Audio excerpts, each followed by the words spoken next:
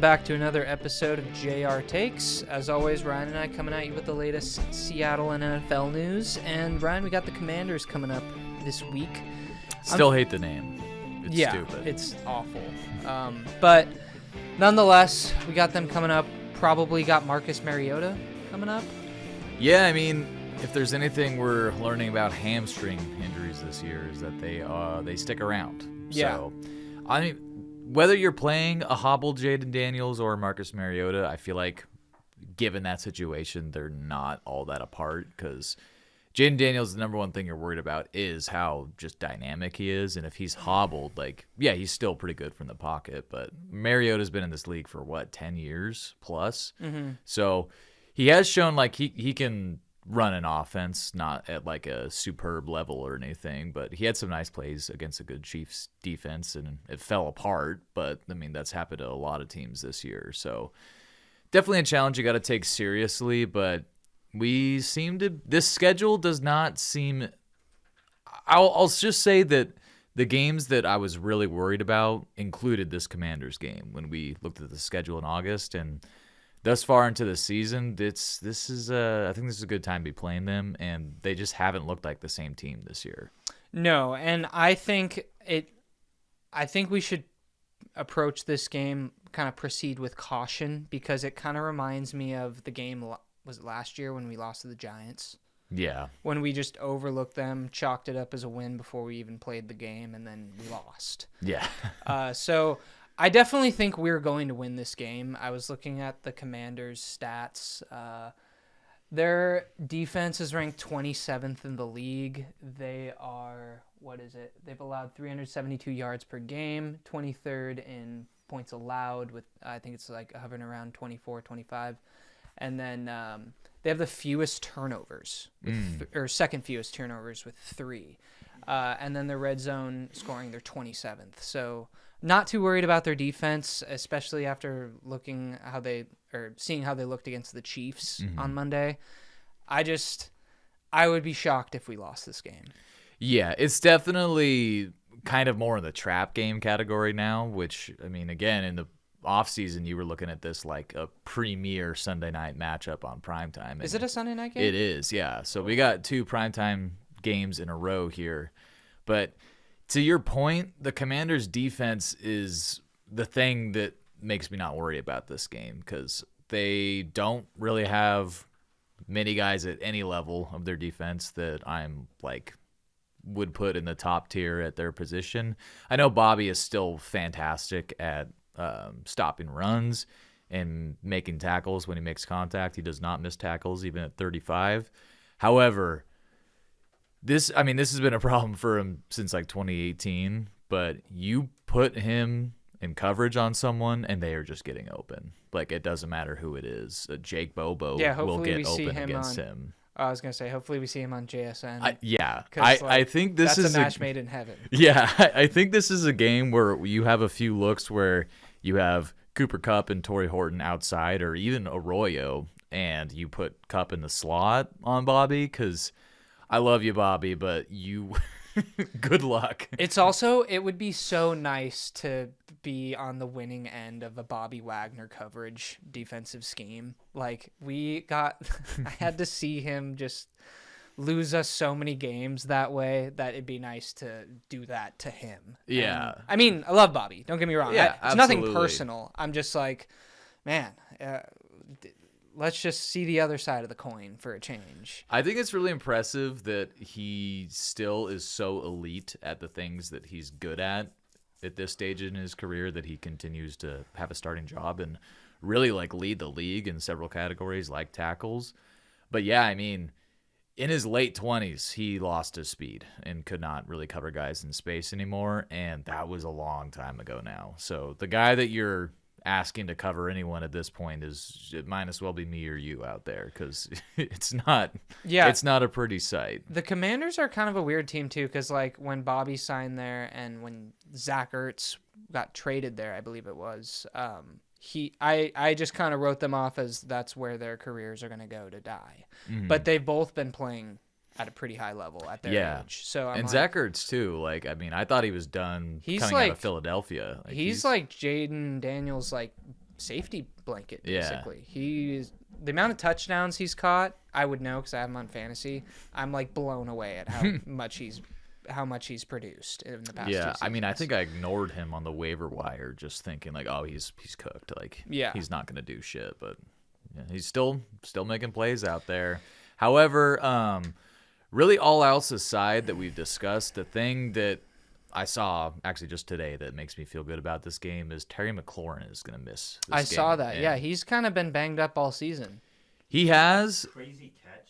Was it? Yeah, it was against the Chiefs in the corner of the end zone. Yeah. And at that point, it was a tie game, and I was like, dang, like we might have something on our hands here with the Commanders next week because they forced 2 turnovers. Bobby actually got a pick on Mahomes, which is a cool thing he can put in his career accolades, but it couldn't sustain into the second half, especially in Arrowhead Stadium. The Chiefs are just such a fucking unpleasant watch, in my opinion. Like when I was listening to the game on the radio because I was like out and about, and they were saying that Mahomes has never thrown 2 interceptions on their first 2 drives ever, and that was the first time they've done that. So it's just like I think that stat alone goes to show you that the Chiefs aren't going to beat themselves. They've just never been a team that will do that. So it's like kind of strange seeing Mahomes do something like that. And then, of course, they won anyway, so it didn't even matter. And it wasn't even close. It was 28-7, I believe. So it just shows that they are – I mean, you'll see later in our power rankings, they are playing some of the best football, arguably the best football in the league right now. On the Seattle front, however, some kind of concerning injury news today. Julian Love apparently re-aggravated his hamstring. We've all been thinking that after the bye week we'd have him back, and I think he's one of the most important players on our defense. Thankfully, Okada has filled in rather well for him, but he's not the same caliber player. He just isn't. He's an undrafted, kind of guy, and he might go on IR, apparently, from what I've heard. So that's not good. However, on the positive note, Devin Witherspoon is almost certainly going to make it back for this game. And pass rush is getting some help with Derek Hall coming off of IR as well. Nice. And even Christian Haynes is still alive and evidently is cleared to return to practice now. He's alive still? That's good to know. Yeah. Okay, what is this? Christian Haynes IR? What is this? Is that bullshit? He's not activated, but he's able to be activated off IR, if that makes sense. Like, he's past the mandatory window because he was put on IR with designation to return at, like, the end of the offseason kind of thing. Anyways, so I think that was, like, mandatory 8 weeks. But, yeah, I mean, like, this guy was a third-round pick. We all had pretty high expectations for him as he was – I mean – I can't blame John Schneider for drafting him. He was the top right guard prospect almost unanimously, and yet he cannot beat out one of the worst players in the NFL, and Anthony Bradford, who he hasn't killed us, and that's kind of the best thing I can say about him. He hasn't beat him out. Hasn't he been on IR this whole time? Well, yeah, but last year he couldn't beat him out. Well, yeah, but a lot can change in a year. I agree, but, I mean, from everything I was hearing out of camp, I'm just trying to play devil's advocate and be positive here. I want you to be right. I don't want to have to say the things I'm saying here. I want Bradford to be a backup where he belongs. So Christian Haynes, please, if there's some juice to be squeezed out of you, let it flow, man. Dude, I am so, like, the fucking hype we got around Christian Haynes. Oh, he loves to move people. Well, where is that? Because, I mean, it seems like you get moved by everyone. Everyone gets moved, and you're not doing the moving. So. Well, it's that, and it's also he's not even out there. He's just on the bench. He hasn't played hardly at all. He's the Caleb Johnson of offensive linemen. All right. Yeah, it's hard to argue with that. But he's maybe going to come back. But I think Witherspoon is going to be a huge addition because it kind of frees up Eman Worry to do something else besides nickel. And I don't know if you saw this, but they actually officially changed his position from safety to corner. So I don't know if they plan on ever trying him on the outside. That'd be interesting. I mean, that'd be the biggest corner we've had since Brandon Browner. Yeah. So him and Woolen, that's like as big as and as athletic as anyone in the NFL has ever been as far as a duo is concerned. But yeah, it just gives the defense more flexibility.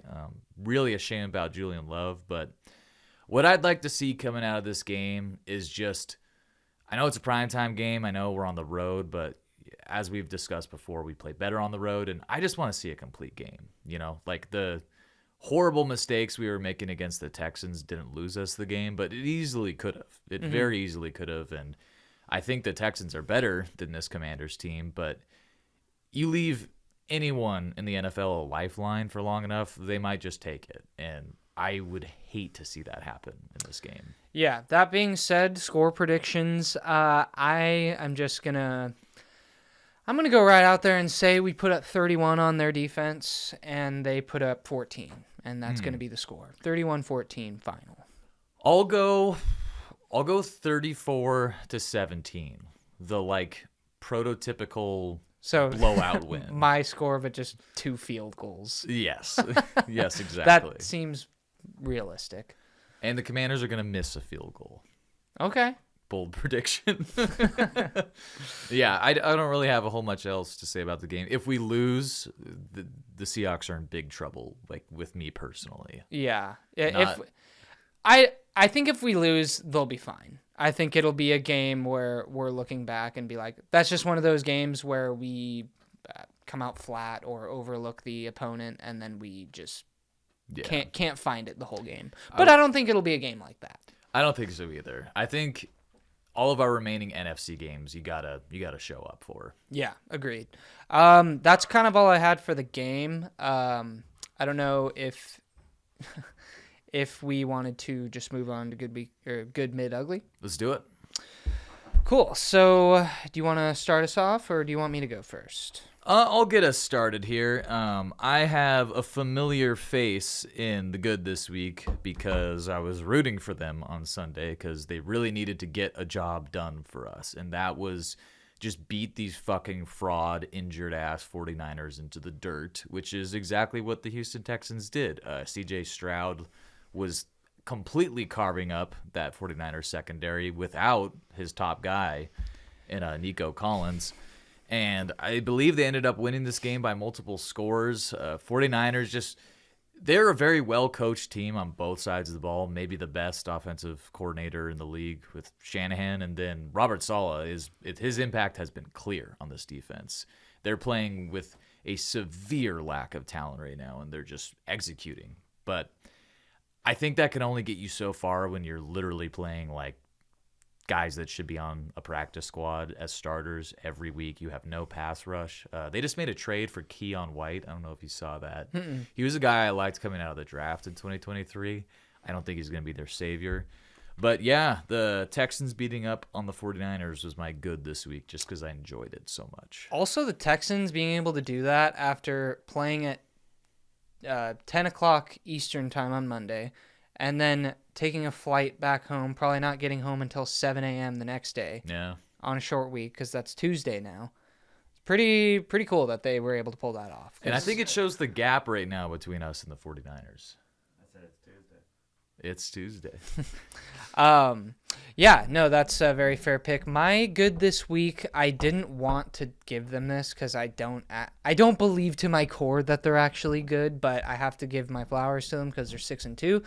Denver Broncos, and specifically Bo Nix. He's had a really quiet, awesome season. I was looking at his stats in fantasy. This past game, he had 4 touchdowns to 1 interception, and just blew the brakes off of the Cowboy defense. That whole team, really. The Cowboys were just pitiful against the Broncos. But yeah, Bo Nix is quietly having a really good season, and I'm kind of in shock because I thought that they were frauds to enter the year, and here they are sitting at 6-2, and they've beaten some really good teams. So yeah, you could argue without that leverage call against the Colts, they'd be 7-1 and top of the league right now. Exactly, and the fact, they've pretty much won in every fashion that you can win in. They've had comeback wins, they've had blowout wins, they've had close wins. It's I like this Denver team. Unfortunately, I can't believe I'm saying that, but but here they are, impressing me. And then my mid this week, Who the fuck did I choose again?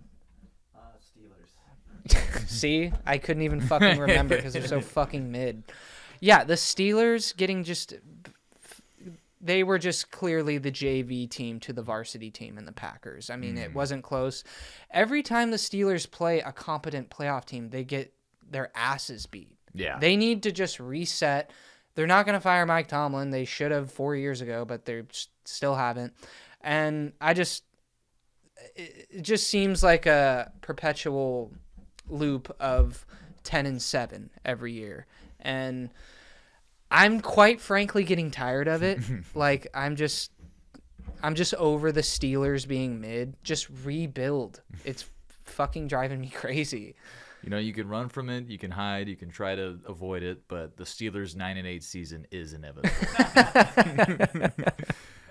Speaking of mid, I have the franchise you just talked about a little bit ago, who's pretty similar to the Steelers, in the Dallas Cowboys. Every single year, they're just mid. You know, they have not advanced past the divisional round of the playoffs since you and I were in diapers, or even before that, actually. Yeah. It's been a long time. And here we are once again. They are 3-4-1. So if they win next week, they will be king mid. They will be exactly 500 with a tie. And they just are going to be a team that ends up like they're probably going to go 8-1 is my prediction for the Cowboys this year. They traded away their best player for like not that much. And now look at the Packers. They're like a top 5 team by some metrics. They just, dominated the team you were talking about and the Steelers on the road.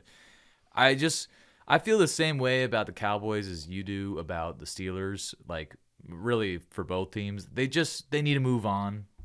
Tomlin, Jerry Jones, new blood needs to go into those organizations because they're stuck in this perpetual mid machine. And I'm getting sick of it. I'd rather them just both suck and then maybe be good in 5 years. Same. I'm over it. And then the ugly. We haven't really talked about this team all that much this year, but dude, the whole operation in Tennessee is so gross. I know they fired their coach, but like, what the fuck are they doing? They look genuinely like one of the worst NFL teams I've ever watched. They're terrible at basically everything. I feel like they're already ruining Cam Ward's career. He's got a lot of talent, but he's just he looks desperate on every single play to make something happen. Like, there's no structure. There's just no hope. And I know they're probably heading towards a top 3 pick again, and maybe that'll help. But that franchise, after moving on from Mike Vrabel, like, they've just been utterly directionless and rudderless. And now look at what Vrabel's doing in New England. Like, I feel bad for Tennessee fans because they had something. They had a culture, They were in the AFC Championship just 4 years ago. And, God, I don't know what the fuck they're doing now. Yeah, I do feel bad for the Tennessee fans, all 6 of them. So,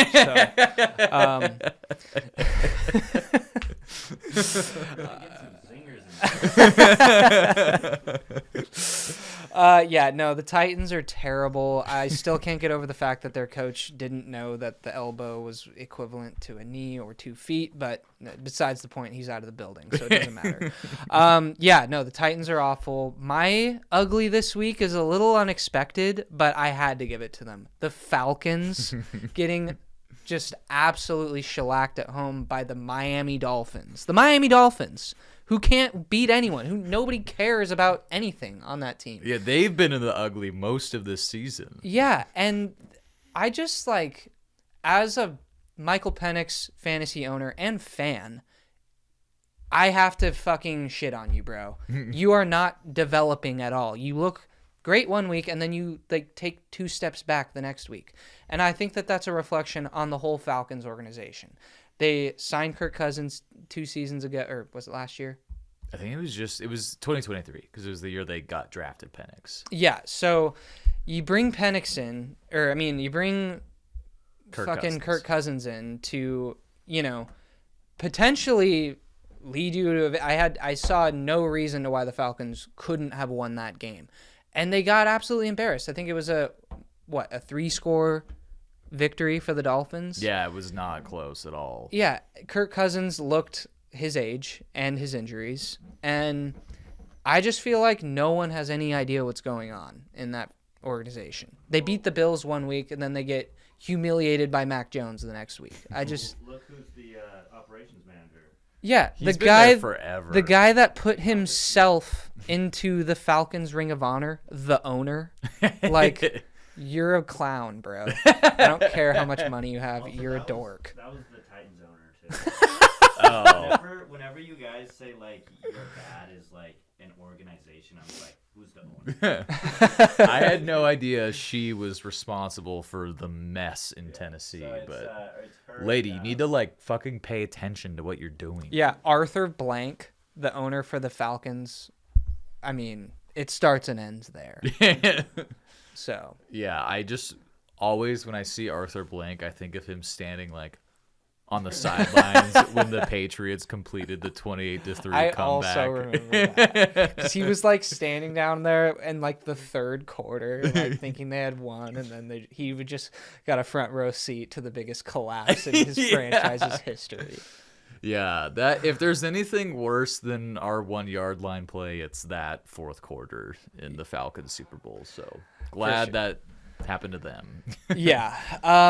Do you want to move on to the power rankings? Yeah, let's do it. Not a whole lot of shakeup for me this week. Pretty much the same exact suspects, actually. I did have the Packers jumping up just because the return of Christian Watson, I thought that was going to be a nothing burger, but he was really kind of opening things up in that passing game. I feel like the Packers are weird because they have like 4 wide receiver twos who are like pretty good, but they don't have a true number 1 guy, and it works for them. It's got to be infuriating for a fantasy owner, but it's it gets the job done. And yeah, with Micah Parsons, like this defense is just really good. So I think the Packers are definitely going to be one of the contending teams down the stretch here. Yeah, I agree with you on that. I think I have them 6th right now. Looks like you have them 5th, yeah. Fifth. Yeah, sorry. And then I have them right behind the Seahawks. That's kind of a 50-50 matchup for me, us versus the Packers. I could see either team winning that game. And then obviously the Broncos are now at 6 because I'm starting to believe.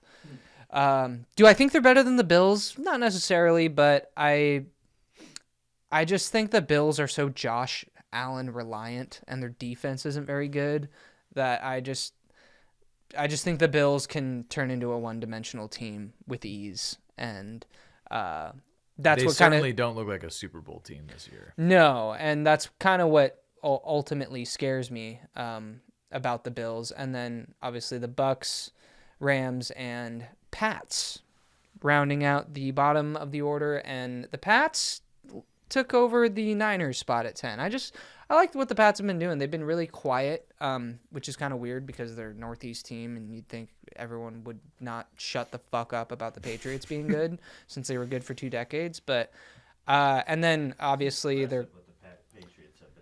Yeah, I mean, they've had a really quick rebuild because Drake May looks like that dude. Yeah, they're taking advantage of their cupcake schedule, too, because they don't play anyone this year. Honestly, that's why the Patriots are in my top 10 and not the Broncos. I could definitely make an argument to bump like a team like the Bucks out of the top 10 and replace them with the Broncos, but the Patriots' schedule is so easy, they might be contending for the top seed in the AFC this year. Like, I know that they're going to have to play the Bills again, but they already beat them, so who knows? Opportunity sees it. Dude, how awful is that going to be if the AFC Championship is Chiefs-Patriots?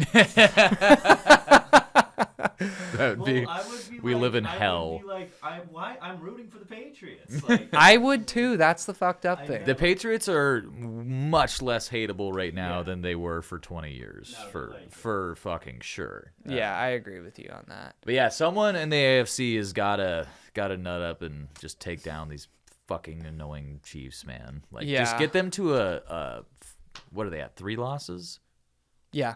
Yeah, they need to get to 5, and then I don't think they'll end up getting the top seed. that would be awesome.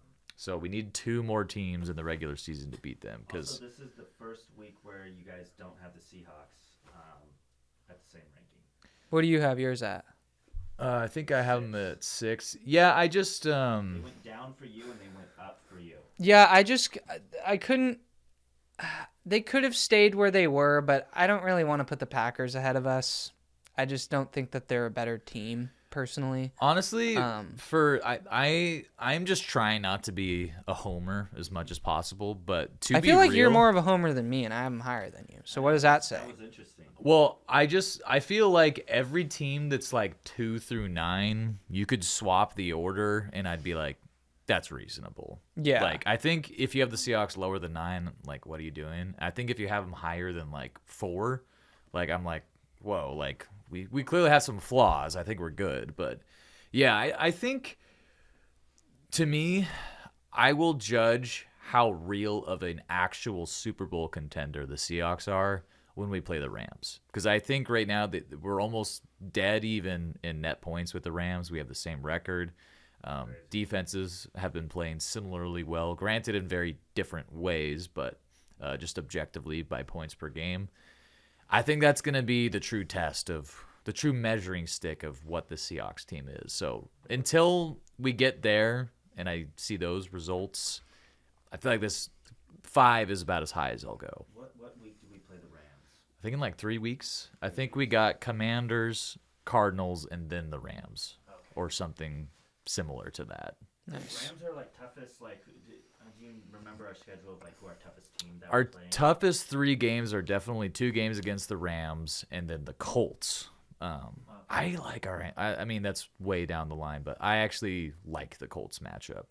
Just based Is that off at of- home? It is at home. Nice. And just going off of what we're good at and what they're good at, I think they might run into a buzzsaw. But that's for December us to talk about. And then obviously to close the season out against the 49ers. But yeah, you got Falcons, Vikings, Panthers, Titans, and then Commanders, Cardinals. Like Falcons, Vikings, Titans, Commanders, or is it in that order? Falcons, is. Vikings. So we got Commanders, Cardinals, Rams, and then like Vikings, Titans, Rams. I'm gonna go out and say we. Oh, and the fucking Panthers. Destroy the Vikings. Yeah. I'm gonna be We're at home I'm gonna too. be at that game. Dude, Oh, you are? You're gonna watch JJ McCarthy like never play another snap if he makes it to that game. Yeah. Either Which that- like yeah. all that to say, and like I'll wrap things up after this, but the Seahawks in a way kind of got a similar thing to the Patriots going on right now, where I think our schedule's easy as shit. So this is almost certainly going to be a playoff team. It would be a crazy disappointment if they don't find a way in with that slate of opponents. But are they for real or not? Let me see how they do with the Rams. Yeah, I would agree with that assessment. But that's honestly all I got. I've kind of got to wrap things up, but excited for this weekend and look forward to beating up on Marcus Mariota. Yeah, I got to find a way to watch the game in Mexico. We're gonna watch that on Sunday. We'll find a way to do That's it. before the Yeah. Oh, you're going to Nick Beam's wedding? Yeah. Cool. All right. Well, thanks for stopping by, guys, and we'll see you next time. Yep. Catch you next time.